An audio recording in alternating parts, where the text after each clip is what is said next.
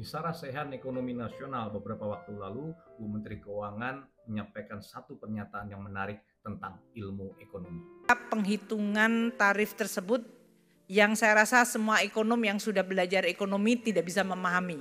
Karena tujuannya adalah menutup defisit. Tidak ada ilmu ekonominya di situ. ICI di sini, mohon maaf, tidak berguna Pak ilmunya. Nah, apa yang disampaikan Bu Menteri ini menarik sekali karena bisa dilihat juga sebagai self-criticism untuk para ekonom. Mengapa? Karena para ekonom ini cenderung memandang dimensi permasalahan dalam sebuah wilayah yang dinamakan ilmu ekonomi. Ilmu ekonomi dalam wilayah itu baik sekali sebagai titik pijak berpikir. Tetapi ketika sesuatu terjadi di luar wilayah perbatasan itu, ekonom bisa mengalami kegamangan lalu mempertanyakan kembali, oh itu bukan wilayah ekonomi. Pertanyaannya kemudian adalah jangan-jangan batas wilayah ilmu ekonomi ini yang perlu kita pikirkan kembali. Nah, Bu Menteri seperti mengajak kita meredefinisikan kembali apa itu ilmu ekonomi.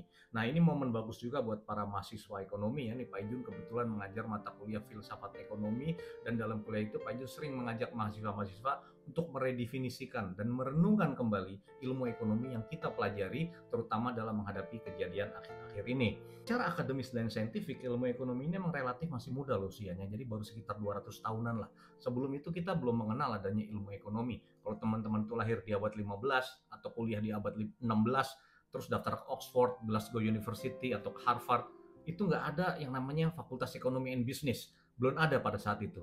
Nah, bahkan Adam Smith yang dibilang bapaknya ekonomi, bapaknya kapitalisme, itu juga bukan seorang ekonom. Dia bukan lulusan fakultas ekonomi karena nggak ada fakultas ekonomi di Glasgow tahun abad 17 itu.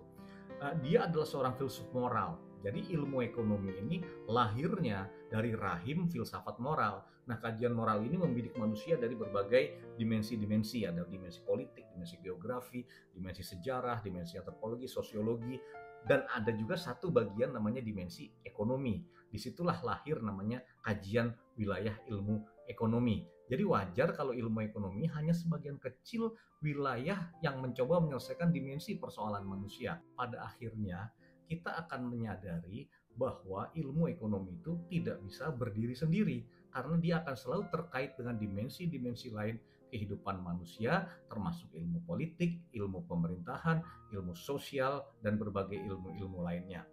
Ekonomi sendiri kalau kita runut asal katanya yaitu Xenophon tahun 430 sebelum Masehi melalui konsep oikonomia, intinya adalah urusan mata pencarian. Jadi oikonomia itu adalah urusan mata pencarian.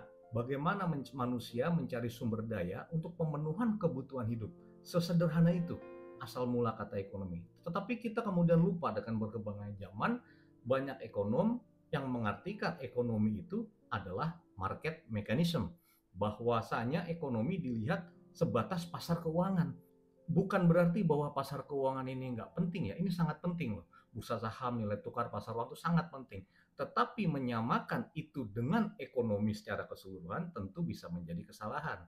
Bahwasanya pasar uang adalah bagian dari ekonomi, tetapi ekonomi itu bukan pasar uang. Kalau kita belajar tentang batas-batas negara misalkan dalam kajian ilmu politik, kita berguru pada orang-orang seperti David Hume, dari Friedrich Nietzsche, dari Karl Marx, kemudian bahkan dari Sigmund Freud. Jadi pelan-pelan kita akan menyadari bahwa belajar ekonomi itu bukan hanya soal gerak rasio pasar keuangan. Tetapi di balik itu ada soal mendasar yaitu mata pencarian kehidupan atau livelihood, dan hakikatnya adalah basic instinct. Basic instinct ini adalah bagaimana adanya derap fantasi, adanya hasrat, adanya kepentingan untuk bertahan hidup. Jadi yang dilihat sekarang, misalkan kita melihat kebijakan Amerika dengan Donald Trump, simply mengingatkan kita tentang hakikat dasar ilmu ekonomi ini kelahirannya, yaitu bagaimana mencari kehidupan. Bagaimana setiap negara berusaha mempertahankan hidupnya baik dengan cara memasang tarif, menutup defisit, dan cara lainnya. Salam belajar dan mari kita belajar ekonomi dalam konteks sejarah dan filsafat.